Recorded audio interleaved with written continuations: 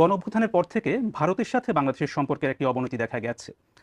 এখন দুই দেশের সম্পর্ক এখন কোন পর্যায়ে আছে? খুবই ভালো, আমাদের সম্পর্কের কোনো অবনতি হয় নাই। আমি যেভাবে ব্যাখ্যা করে এসেছি, আমাদের সম্পর্ক সবসময় ভালো থাকবে, এখনও ভালো আছে, ভবিষ্যতেও ভালো থাকবে। বাংলাদেশ ভারতের সম্পর্ক ভালো না থেকে উপায় নেই। আমাদের সম্পর্ক এত ঘনিষ্ঠ, আমাদের পরস্পরের উপর নির্ভরশীলতা এত বেশি, এবং আমাদের ঐতিহাসিকভাবে, রাজনৈতিকভাবে, আমাদের অর্থনৈতিকভাবে আমাদের সম্পর্ক এত ক্লোজ সম্পর্ক, সেটার থেকে আমরা বিচ্যুত হতে পারবো না। তবে মাঝখানে কিছু কিছু দ্বন্দ্ব দেখা দিয়েছে, আমি হচ্ছে মেঘ দেখা দিয়েছে। এই মেঘগুলো মোটামুটি এসছে অপপ্রচার থেকে। অপপ্রচারের সূত্র কারা সেটা অন্যরা বিচার করবে, কিন্তু এই অপপ্রচারের ফলে আমাদের সঙ্গে একটা ভুল বোঝাবুঝি হয়ে গেছে। সেই ভুল বোঝাবুঝি থেকে আমরা উত্তরণ করার চেষ্টা করছি, কিন্তু আমাদের মূল সম্পর্কের মধ্যে কোনো আপনার সরাসরি ভারত সরকারের সাথে আপনার সরাসরি যোগাযোগ হচ্ছে। আমাদের তারা এখানে আসছে, আমাদের লোকজন সেখানে যাচ্ছে। প্রাইম মিনিস্টার মোদির সঙ্গে আমার প্রথম ছুটেই কথাবার্তা হয়ে গেছে। ইলন মাস্কের সাথে সম্প্রতি আপনার একটা কথা হয়েছে এবং তাকে আপনি বাংলাদেশে আমন্ত্রণও জানিয়েছেন। এটা কি যুক্তরাষ্ট্রের নতুন প্রশাসনের সাথে একটা সম্পর্ক তৈরির চেষ্টা নাকি? মূলত ছিল স্টারলিংক নিয়ে একটা ব্যবসায়িক একটা সম্পর্কের বিষয় ছিল। সেই বিষয়ে আমরা আলাপ করছি যে স্টারলিংকের কানেকশনটা আমরা নিতে চাই। আওয়ামী লীগের রাজনীতি নিয়ে রাজনৈতিক দলগুলোর মধ্যে মতভেদ দেখা গেছে, বিভিন্নজন বিভিন্ন কথা বলছেন। এটি নিয়ে আপনার অবস্থানটা কি? ওই যে ঐক্যমত, আমরা বরাবরই ফিরে যাচ্ছি ঐক্যমতে। সবাই মিলে যা ঠিক করবে আমরা তাই করবো। মানে এই বিষয়ে আপনার সরাসরি অবস্থান, আওয়ামী লীগ নিষিদ্ধ হবে অথবা রাজনীতি করবে কিনা, নির্বাচনে অংশ নেবে কিনা, আমি অত ডিটেলসে যাচ্ছি না। আমার বরাবরের পজিশন সেটা হলো যে আমরা সবাই এই দেশের নাগরিক, আমাদের এই দেশের উপরে সমান অধিকার, আমরা সব ভাই ভাই, আমাদেরকে এই দেশেই বাঁচতে হবে, এ দেশকেই বড় করতে হবে। কাজে যে মত দল করবে তো পরে সব কিছু করবে, কারো কোনো এই দেশ থেকে কেড়ে নেওয়ার, তার অধিকার কেড়ে নেওয়ার কোনো উপায় নেই। কিন্তু যে অন্যায় করেছে, যার বিচার হওয়া উচিত, তার বিচার হতে হবে, এটুকুই শুধু। এর আগে সাক্ষাৎকারে আপনি একটা কথা বলেছিলেন যে ১/১১-র সময় আপনি যে একটা রাজনৈতিক দল গঠন করেছিলেন সেটা নিয়ে কথা হচ্ছিল এবং আপনি বলেছেন যে বলেছিলেন যে আপনার রাজনীতিতে আসাটা ভুল হয়েছে। এখন আপনি বাংলাদেশের সবচেয়ে বড় রাজনৈতিক পদে রয়েছেন। এখন আপনার কি মূল্যায়ন যে এটা কি আসলে কি আপনার সঠিক হয়েছে নাকি এখনই বিচার করতে চান না? না, বিচার করবো। প্রথম কথা, আমি রাজনৈতিক দল গঠন করি নাই, গঠন করার কথা বলেছিলাম এবং 10 সপ্তাহ যাবৎ এই কথা জারি ছিল। এই 10 সপ্তাহ পরে আমি বলেছি না, আমি রাজনীতিতে যাব না। আমি এই কথা বলেছি, politics is not my cup of tea, এবং ওইখানে সমাপ্ত। এরপরে আর রাজনীতির কাছে আমার কেউ টানতে পারেনি। সবাই চেষ্টা করেছে, দেশের নেতৃত্ব নেন, আপনি প্রধানমন্ত্রী হন, সবাই চেষ্টা করেছে, আমি কোথায় যাইনি। আমি বলছি এই চ্যাপ্টার শেষ, এই 10 সপ্তাহ দ্যাটস এনাফ, ওইটাই ছিল। কাজে ওইভাবেই আছি এখন। এখানে আমি রাজনীতি যাওয়ার কোনো সম্ভাবনা নেই, রাজনীতি করিও না, করবো। একটা রাজনৈতিক পদ, সরকার প্রধান, যদি টেকনিক্যালি হবে, এটা নিয়ে আমি তো এই পদে আসতেও চাই নাই। আমাকে অনুরোধ করেছে, বহুবারই করেছে, তারপর আমি শেষ পর্যন্ত সম্মত হয়েছে, সেটা দায়িত্ব নিয়েছে। এটা রাজনৈতিক পদ যদি হয়ে থাকে, এটা বাই ডেফিনিশন আমি রাজনীতি করি না। সংস্কারের কথা বলছিলাম। আমি যদি আইন শৃঙ্খলার বিষয়ে ফিরে আসি, পরিস্থিতি যে অবনতিটা হয়েছে, অনেকে বলছেন যে তারা নানা রকম ভয়ে আছেন, আতঙ্কে আছেন, যেহেতু অপরাধ তারা দেখছেন যে বেড়েছে, রাস্তাঘাটে অপরাধ বেড়েছে। এটা আপনারা কেন নিয়ন্ত্রণ করতে পারছেন না? অবনতিটা কোন পয়েন্ট থেকে হয়েছে এটা বলতে হবে আমাকে। আপনি বলছেন অবনতি হয়েছে, কোন রেফারেন্স পয়েন্ট থেকে অবনতি হয়েছে সেটা না দিলে তো আমরা বুঝতে পারবো না। আমি যদি সাম্প্রতিক পরিসংখ্যানের কথা বলি, যে গত বছরের এই সময় থেকে অপরাধের পরিমাণ রাস্তাঘাটে, যেমন আমি তো হিসাব নিচ্ছি, কোনো অপরাধের পরিমাণ মোটেই বাড়েনি, আমি যদি আগের মতোই হয়েছে। আমি যদি একটা পরিসংখ্যান আপনাকে দিই, গত 6 মাসে বিচার হবে না, সমস্ত কিছু নিয়ে আসতে হবে। মানে গত 6 মাসে ডাকাতির সংখ্যা 50% বেড়েছে। এটা হচ্ছে পুলিশের পরিসংখ্যান অনুযায়ী। সেটা আমি বলছি, মানে হয়তো পরিসংখ্যান বিভিন্ন হতে পারে, কিন্তু এটা আছে এবং হচ্ছে, সেটা আমরা দেখতে পাচ্ছি। তো এটা নিয়ন্ত্রণের ক্ষেত্রে সমস্যা করছি আমরা। সমস্যা আপনিও জানেন, আমিও জানি। প্রথম দিকে সমস্যা ছিল যে পুলিশ বাহিনী যাকে দিয়ে আমরা কাজ করাচ্ছিলাম, তারা ভয়ে রাস্তায় নামছিল না, কারণ 2 দিন আগে তারা এদেরকে গুলি করেছে। কাজে মানুষ দেখলেই সে ভয় পায়। কাজে তাকে ঠিক করতে করতে আমাদের কয়েক মাস চলে গেছে। এখন মোটামুটি ঠিক হয়ে গেছে, আবার নিয়ম শৃঙ্খলার দিকে আমরা রওনা হয়েছি, কাজ করতে থাকবো। আরেকটা বিষয় নিয়ে অনেক আলোচনা হচ্ছে, সেটা হচ্ছে যেটাকে মব বা দলবদ্ধ বিশৃঙ্খলা বলা হচ্ছে, এবং সম্প্রতি দেখা গেছে যে এই বিষয়টা, যেমন গণপিটুনির একটা বিষয় দেখা গেছে।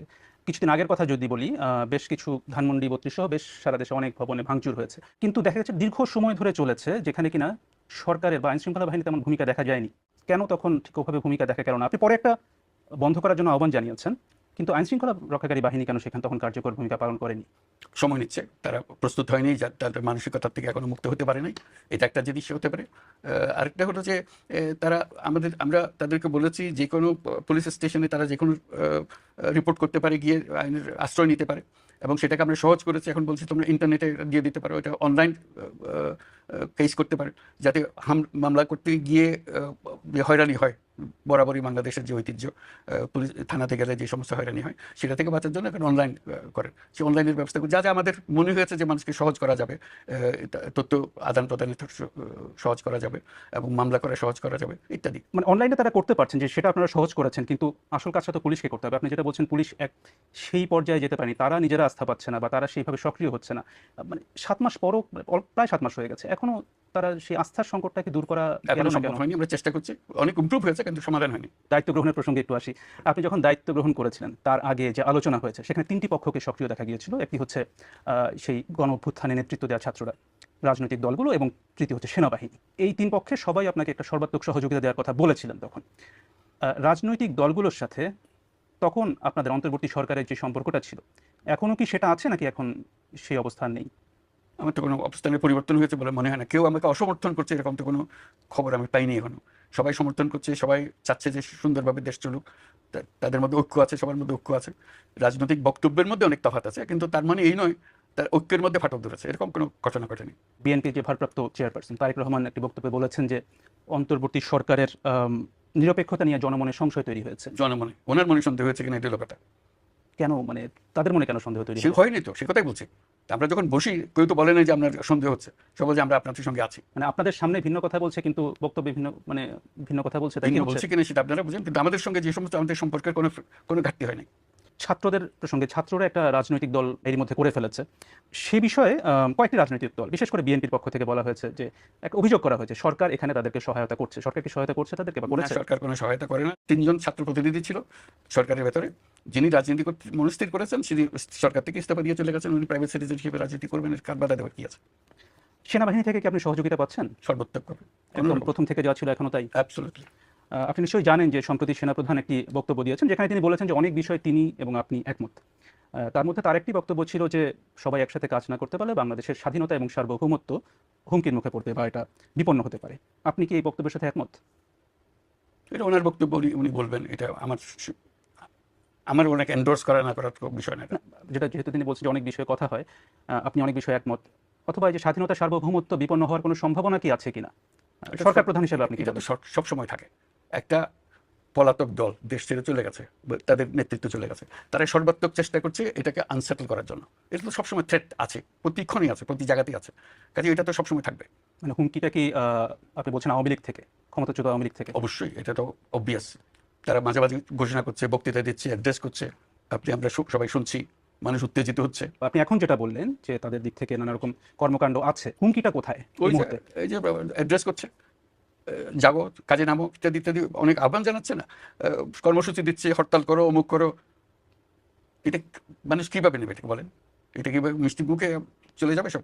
অন্তর্বর্তী সরকারের একটি বড় লক্ষ্য হিসেবে আপনি সংস্কারের কথা বলেছেন, এবং এটা নিয়ে আপনারা অনেকগুলো কমিশনও গঠন করেছেন। কিন্তু এখন যেহেতু আপনারাই বলছেন যে এই বছরের শেষে নির্বাচন হবে, তো এই অল্প সময়ের মধ্যে আপনারা সংস্কার কতটা করতে পারবেন বলে মনে করেন? সেটা আমরা প্রক্রিয়া শুরু করেছি। আমরা একেবারে প্রত্যেকটা সুপারিশ দেব, সুপারিশের সঙ্গে কথা থাকবে আপনার রাজনৈতিক দল এটা কি সমর্থন করে, এটাতে রাজি আছেন, রাজি থাকলে বলেন, রাজি না থাকলে বলেন। বা এই যে সুপারিশটা আছে সেটার মধ্যে যদি কোনো একটা সংশোধনী এলে আপনি রাজি হবেন সেটা বলেন। এটা কি নির্বাচনের আগে সংশোধনটা করা ঠিক হবে, এটা কি এই নির্বাচনের পরে কি, সব প্রশ্নের এখানে সমাবেশ আছে। রাজনৈতিক দলকে শুধু বলতে হবে এটা আমি মানি, এটা রাজি, এটা এটা বলে দিলে সব কিছু মিলালে তারপরে আমরা একটা ঠিক করব সবাই কোন সুপারিশে সবাই একমত হয়েছে। এরকম যে সমস্ত সুপারিশে তারা একমত হয়েছে সেগুলো আমরা আলাদা একটা কাগজে নিয়ে আসবো। এই সমস্ত বিষয়ে সবাই একমত হয়েছে, তখন এটাকে আমরা বলবো এটা চার্টার, একটা জুলাই চার্টার। এবং সবাইকে আহ্বান জানাবো আপনারা সবাই যেহেতু একমত হয়েছেন সই করে দেন জুলাই চার্টার, এর মতোই আমরা এখন চলবো। সেই পরিপ্রেক্ষিতে তখন নির্বাচনটা হবে। নির্বাচনের আগে যেটা বলেছেন সেটা নির্বাচনের আগে হবে, যেটা নির্বাচনের পরে বলেছেন সেটা নির্বাচনের পরে হবে, এটা আপনাদের বিষয়, কিন্তু আপনারা একমত হয়েছেন। সেই ঐক্যমত্যে আমরা গঠন করার চেষ্টা করছি। তাহলে কি বলা যায় যে নির্বাচনটা এবছরের মধ্যেই হচ্ছে? আমরা তো সেটা ঘোষণা করে দিয়েছি, আবার নতুন করে আর বলার তো কিছু নাই। সর্বশেষ যখন আপনার সাথে কথা হচ্ছিল তখন আপনি একটা বিষয় বলেছিলেন যে এই যে আপনার উপরে যে মামলা, হয়রানি, এসব কারণে আপনি ব্যক্তিগত জীবনে নানাভাবে প্রভাবিত হচ্ছেন।